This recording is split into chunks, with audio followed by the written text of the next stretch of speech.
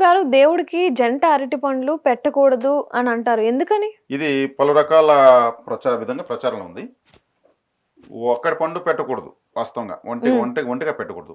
జంటగా అదేంటి? పెట్టొచ్చు. మరి జంటగా పెట్టకూడదు అని ఒక వాదం వచ్చింది.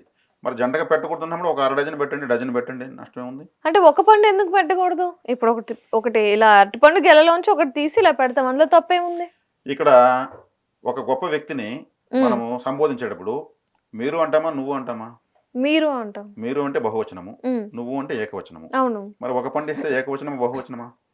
మీనింగ్ దీని ప్రకారం తీసుకుంటే మీరు చెప్పిన లాజిక్ ప్రకారం అది బహువచనం. కానీ దేవుడికి మనస్ఫూర్తిగా మన దగ్గర ఉంది, 10 తెచ్చుకున్నాము, అందులో ఒకటి పెట్టాము, అందులో తప్పేలా అవుతుంది? అంటే ఇక్కడ వచ్చేకాడికి యాపిల్ విషయంలోకి వచ్చేకాడికి ఈ వాదన లేదు, ఆరెంజ్ విషయంలోకి వచ్చేకటి లేదు, అరటిపండు మరి దానికి లేనిది అరటి పండుగ ఎందుకు? అదే ఇక్కడ అరటిపండు అనేది ఆరుద్ర నక్షత్రానికి సంబంధించిన ఫలం. అది ఆరుద్ర నక్షత్రం అంటే అరటి చెట్టు, అరటి పండు శివుడికి సంబంధించినది. మరి శివుడు ఎలా ఉంటాడు? ఆయన ఉంటే అర్ధనారీశ్వరుడే. అమ్మవారు శివుడు కలిసే ఉంటారు. ఆయన సగం శరీరం భార్యకి ఇచ్చేసాడు.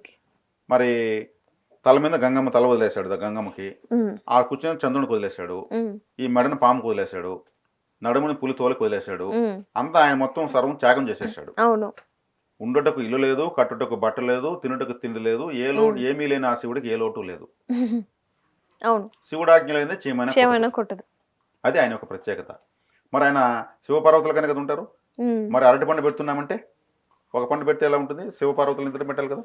మరి అయితే శివలింగానికి లింగ రూపంలో ఉండేటప్పుడు లింగ రూపంతో ఉన్నప్పుడు అంటే శివుడికి ఆయన సైకాలజీ ఏంటి? అభిషేక ప్రియుడు, నైవేద్య ప్రియుడు కాదు ఆయన. మహావిష్ణువు అలంకార నైవేద్య ప్రియుడు కాదు. విఘ్నేశ్వరుడు నైవేద్య ప్రియుడు. దేవతల సైకాలజీ తెలుసుకోవాలి, వాళ్ళ సైకాలజీ తగినట్టే పూజలు చేయాలి. కాబట్టి అభిషేక ప్రియుడు చక్కగా శుద్ధ జలం ఒక చెంబు పోసి నమస్కరించుకుంటే చాలు, ఇమీడియట్ సిగ్నేచర్ చేస్తాడు.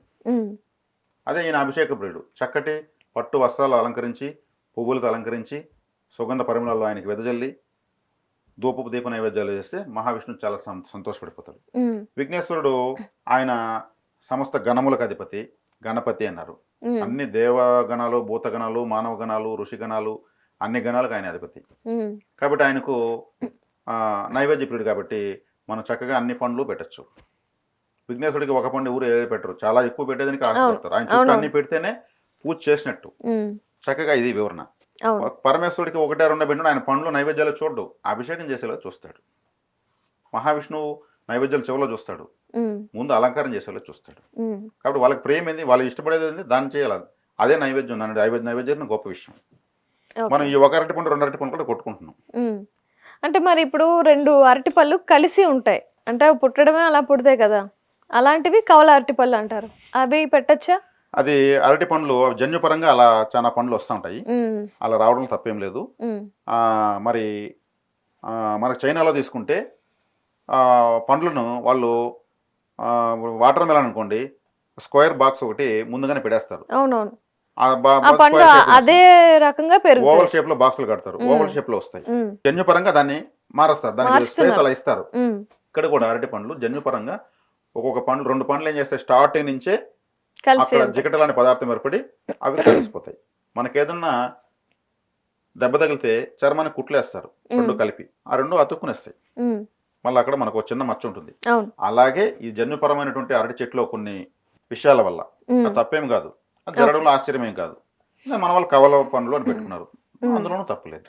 ఇది జన్యుపరంగా వచ్చేటువంటి ఒక క్రియ మాత్రమే. అయితే అవి కూడా పెట్టచ్చు, వేరేగా తీసి పడేయాల్సిన అవసరం లేదు. చెట్లోనే కదా వచ్చాయి, చెట్లోనే వచ్చిన పండు చెట్టు ఇచ్చింది, పెట్టచ్చు. ఓకే.